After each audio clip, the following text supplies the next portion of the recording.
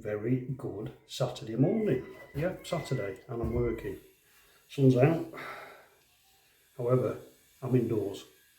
What are we doing? Well, the job that we were on back in January, if any of you recall that, was a bit of a repointing job, and I mentioned that we'd be doing some work indoors at some stage. Well, she phoned me up and she asked about getting the plastering done. Because initially I was up for doing the line plastering, but since then she's asked me for the number of a plasterer to come in and do all the modern stuff. So it's a combination of both modern and traditional line. Anyway, I decided that I'd do the plastering for her. With me being a plasterer, of course, it made sense.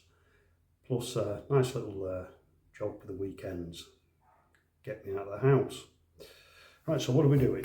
Well, first of all, we've got to board the ceiling. Just got to the job. This job, again, you might remember, is horrendous for parking. So, still in the car, van's buggered, seeing if we can get a new one. But, I've loaded the car up. Everything I need to do the job, absolutely everything, including the lovely DeWalt collated screw gun that I own. And what I forgot, the bloody collated screws. And all that there is here is a box of drywalls. I have got the impactor with me, fortunately, so I think we'll just have to make a start with the old impactor, but very annoying. Right, let's get on with this video, and as usual, I hope you enjoy it. Right, so I've just spent the first hour obviously loading all the equipment in and clearing out this, what is going to be the kitchen. It's hot, it's Saturday. First job, brew up. So we'll get the kettle on and then we'll do a bit of measuring and put the square on the corners for this ceiling and well, see what it's like. Right, let's do it. Right, so we've got the big square, and to do plasterboarding, or if you're American, rock boarding, you need obviously a square to start with. You need a long straight edge for cutting your boards. You need a good quality knife, and you need a serve, and of course a tape measure. Again, a good quality one. Why do we need a serve? Well, when you've cut your board, it'll have a ragged edge, and you just go over it with your little serve. Bear with me.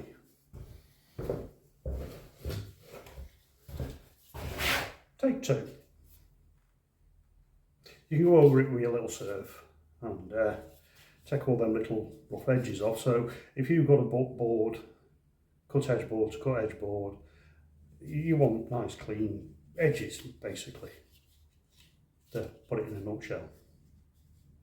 Okay, right, so we're going to struggle with this one because the only boards that we've got are biggies, 8x4s in English, half-inch 8x4s. So what I'm going to do is I'm going to cut them down for the simple reason, not because I'm lazy, the simple reason it's been set out for 6x3s, half-inch as the ceiling. I didn't set it out, I don't know who did. It's been set for 6x3s and there's only 8x4s on the job, and I'm not going and purchasing a load of 6x3s when she's got a load of board here already, which is basically sat there redundant. Okay, we're going to do some work now.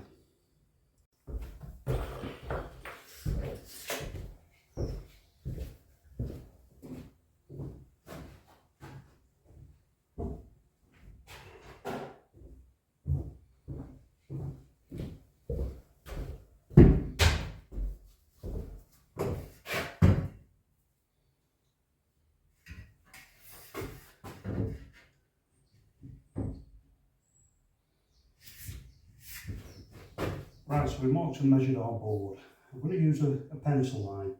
Now, there is another way that I do it sometimes where I have the tape on set to the measurement and hold my knife at the same time and use the tape as like a guide. Possibly show you later, but I'm showing you this way because obviously if you're a non-professional, It's if you're a non-professional, it's a better method for you to use straight edge and pencil. The way that I normally do it, you know, it takes a bit of practice, so it's probably not much good for somebody who's going to do a little bit of plasterboarding as a one-off. So I'll show you the different procedure.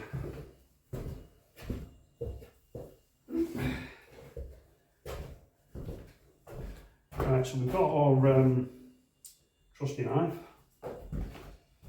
What we can do, two ways of doing this: we can put the straight edge back on and use that to run the knife, keep it nice and straight, or you can use your knife and go down the line you've drawn, nice and slowly.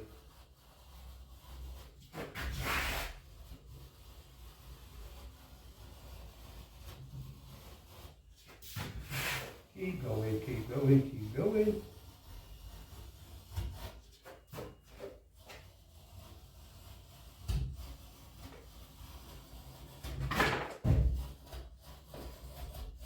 And there. So let's assume that you're a DIY fan and you've never cut a plasterboard. You haven't got the first inkling how to do it. Right, so I've just shown you. Draw your line, measure it, draw your line, get your knife, score through, but you're not going right the way through it, you're only going in millimetre, 2 millimetres, not a lot. And then you get your board, tap it on the back. Look at that. However, the paper on the back end of it is still joined, so you get your faithful knife again, you put it through and carefully string it through. Like so. And that's your board cut. Now you'll notice it's got a ragged edge. This isn't actually the piece, this is the offcut, but it's easier to show you with this piece. It's got a ragged edge there, hasn't it? So I was saying earlier about the old Surfington, and you just, and that's now got a nice flat smooth edge, and that's why we use the old Surf. So if you're, let me move the camera for you a minute. If you're putting your board against a wall, for example, and you've not surfed your edges, it's going to hold it away from that wall, just a tiny little gap. So it's good practice to surf the edges of the board. Keep them nice and clean so they fit tight to that wall. Because when you've got your wall and your ceiling angle, you don't want a great big gap down it. Although you tape it, there's still a chance of it cracking if you've got a big gap.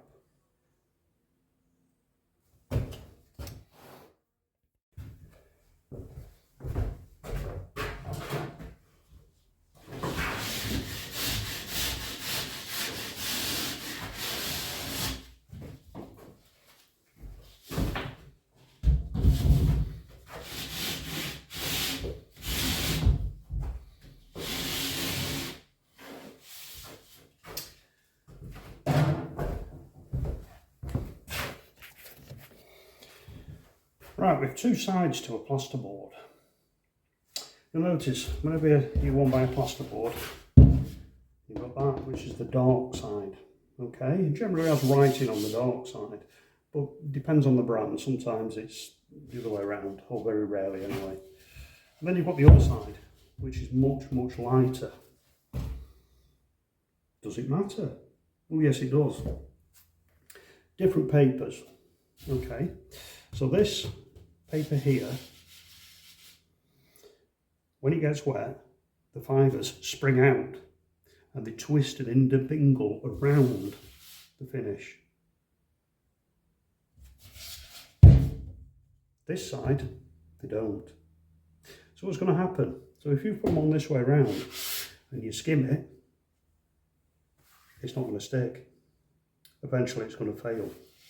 So always, always, always use the lighter side because of those fibres that come out and intermingle with your plaster.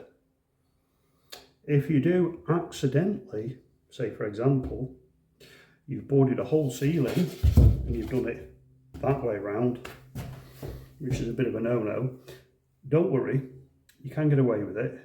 Get yourself a tub of something like the blue grit or green grit, whichever, and coat it with that, because that stuff will stick to the board and the plaster will stick to the grit. Not ideal, but it will work if you made that mistake. So remember, light side, outside, dark side, inside. Remember that. And of course, if you're a plasterer like myself, that information is totally useless to you because you already know it. But that's a rundown on how you cut a board. Next we're going to look at what do we fix the board with, because nails is a no-no. Back in the 1980s, when I was a young whippersnapper, we used clown nails to nail up the boards. Well, that was kind of outlawed. Not, you know, you're not going to prison if you do it. But the reason that they stopped using them was because you were getting what they call nail head pop, which is basically, you've probably seen it on walls where you've got that little circle that popped out and you can see a nail head. And that's because the boards, if they weren't pressed right into that timber, eventually there's a gap between the timber, whether it's a ceiling spar, a floor joist, or a stud wall, it's the same. But you'll end up with a tiny gap behind it, and there's play in that, and eventually through maybe some painting or just expansion and contraction from different temperatures, those nail heads will pop and come through. So they introduced the drywall screw, which has got like a coned underside, which will bite into the board, but you don't want to bite in that much that you go through the paper. What it'll do, the screw, it'll pull that board up to the timber, and that's why we use the screws now rather than the nails. And it is easier as well. Right, so this is the product. The writing will be in reverse because the camera does anyway. Right, so these are the only ones that are here. They're rather long as well, a bit too long really. They're more for overboarding these, and what size they are, the 50 mils, so they are a bit big. I'm going to do most of it with my collated machine, which I'll show you shortly, but I've forgotten the belts. I'm tempted to nip and get them and try and park up, because it's going to be a bugger with these. It's already screw, although the impactor will knock them in fast, it's still, you know, wears the battery down quicker, doesn't it? Right, so that's the screws that you use. Now if you look, hard to get you a kind of a visual on that. There we go. If you kind of look at the underside of the screw head, you can see it's like cone shaped, and that's what I was meaning about it'll go in, and then the top of it there, that'll sit flush with your board. You don't want it sticking out. It's got to be flush with that board. Don't want to be in too far, doesn't want to be out at all. Because if you've not done it flush with your board, when you come to skim, you'll keep catching on it, it will pull through, you'll have lines where the screws are, it'll be an absolute mess. So you've got to get them so they're flush with the board. I mean, sometimes we'll get a job and it's DIY chappers or chap head has boarded, say, a wall or a ceiling, and we end up having to basically pull all the screws in and fiddle about with it because they haven't done them correctly.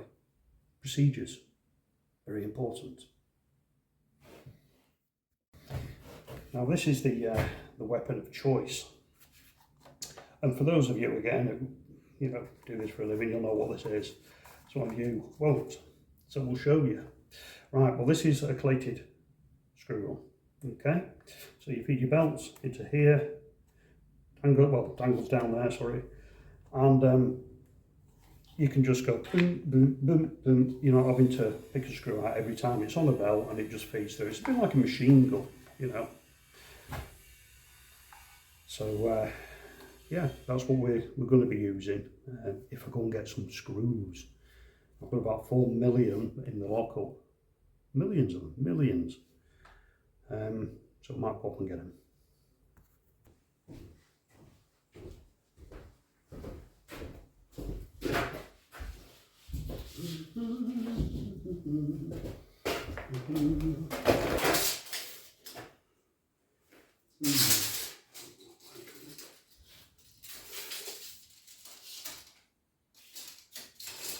Excellent.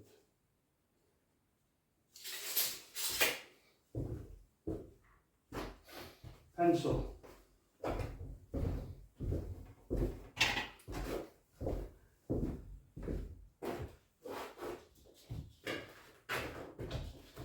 Hey.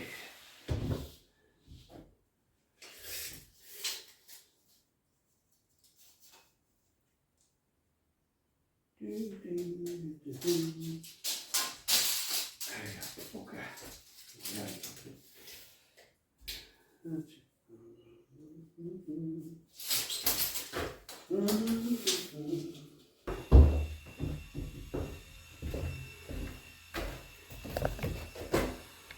We've got a bit of a strange wire just there.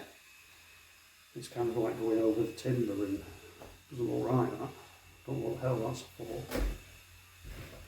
This is the problem when you've not got an electrician on site, you don't know what's what. So there. I mean, what's one supposed to do without?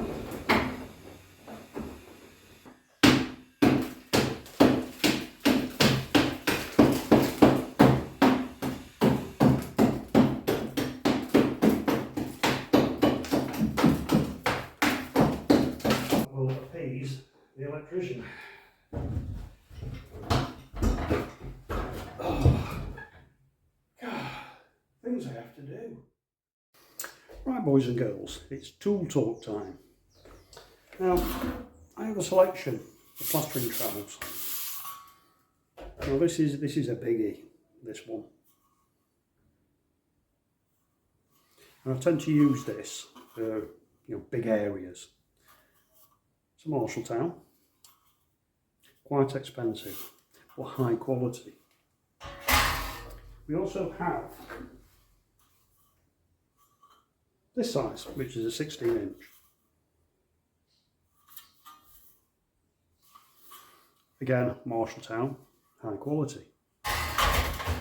And then we have the little 11-inch Marshalltown. Again, high quality. And also, we have one Marshalltown flex. That's not all. We were talking serfs earlier. This is my other serf, my preferred serf, but it was at the bottom of the toolbox, we didn't see it. But that's a Marshalltown one. Extremely good. Again, they're not cheap, but they are high quality. You know, if you're a DIYer and you're going to just be doing a couple of one-off bits of plastering, it's not worth your while going and spending tons of money on tools.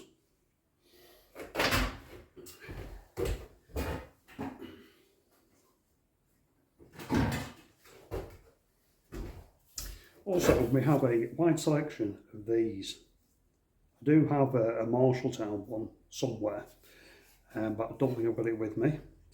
And we've got a little, just purchased this one. I actually purchased it by mistake, thought it was a flexi. But it's a Rafina, but it's a lovely little trowel. Right, so that's your trowels. You also have your hawk, which again I have several. I think I've got about 6 of them knocking about. I mean, I had 2, and then somebody gave me a load. He retired, he was a plumber, but he had a load of them and asked if I wanted them, which, well, you're not going to say no to free quality tools, are you? So that's sort of like the basic tools. That's your basic tools. So then you need things like this, which is for running corners, Harris corners, so you'd know beads, etc. So you'd use this on your floats and you'd...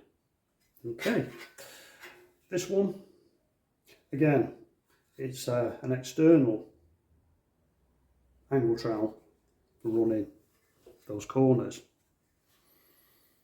Now what do we do when we've got a rounded corner, what we call a bull nose, which is, you know, quite a big sweep? How do we get round that when we're putting our floats on?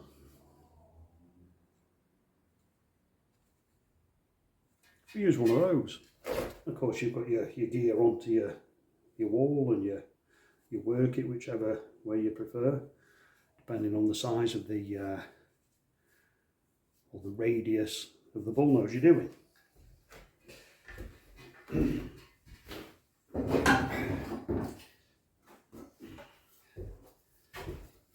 You also need one of these. Now I have got some bigger ones as well, some wider ones. But again, Marshalltown. And then a selection of your little spatula trowels, all different sizes. And the reason that we have those is when you've got gaps that are all different sizes, you need a load of them, all different sizes, to get in there.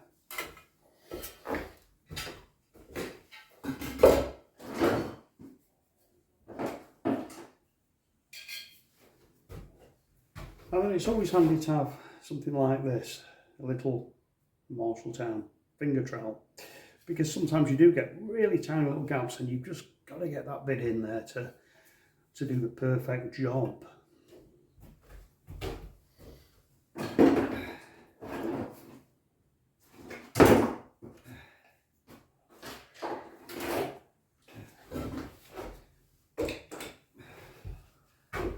And then again another spatula of a different size.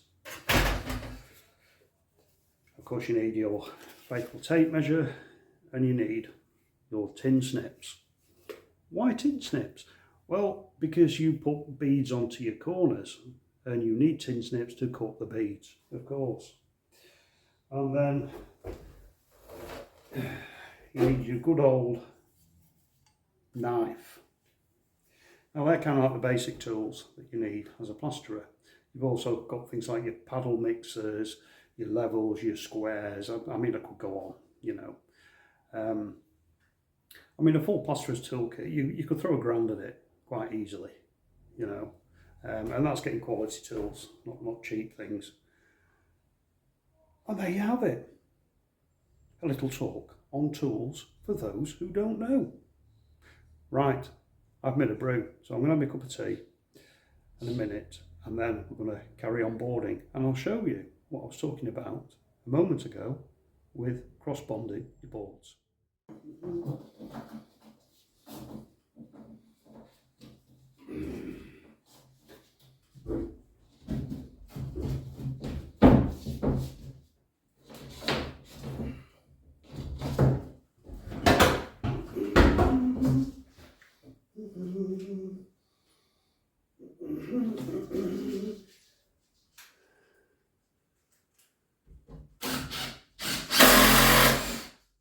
Hello, it's not the head off the screw.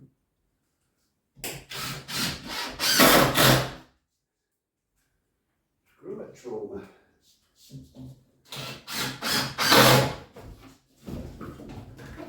Get off.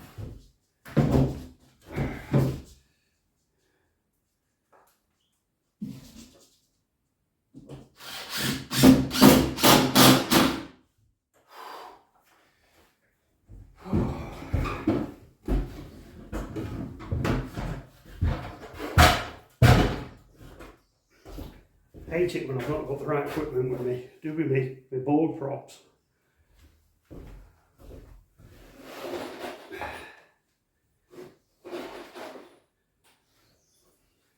Struggling again.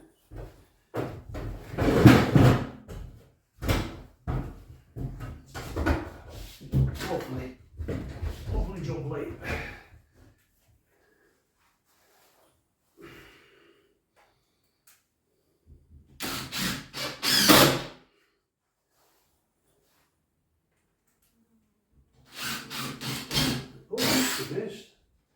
Hello. That didn't.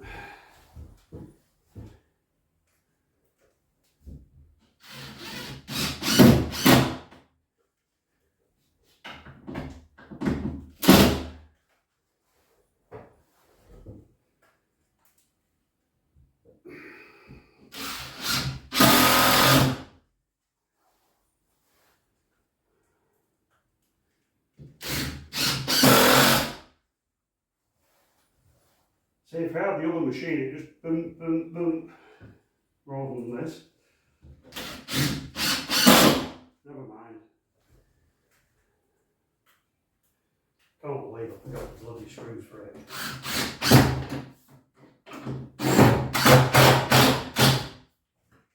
Tight there, I think. You've got a bump into the wall.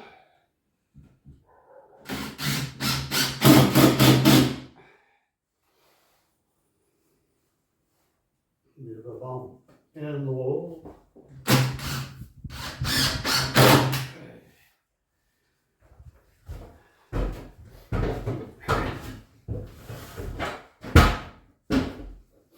So the board's just ever so slightly tight on the wall, just in the middle. I don't know if the camera picks that up, but there's a bit of a... So what we do, we get our knife, and we just very carefully, just... What it'll be is that there's a... in the wall. So we just trim thickness of the knife blade, that's all, and it'll just go up. Try and push it up, it'll splay the board, break the board.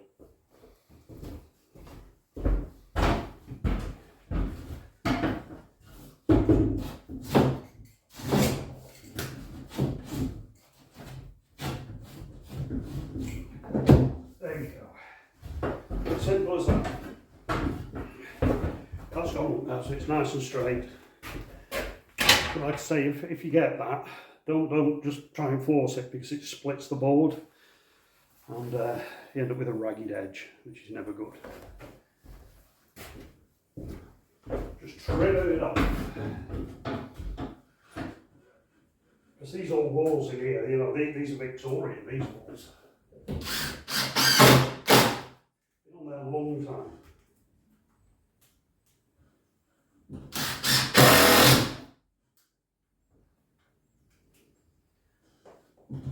Oops, I need to come on. Big screws. Big screws.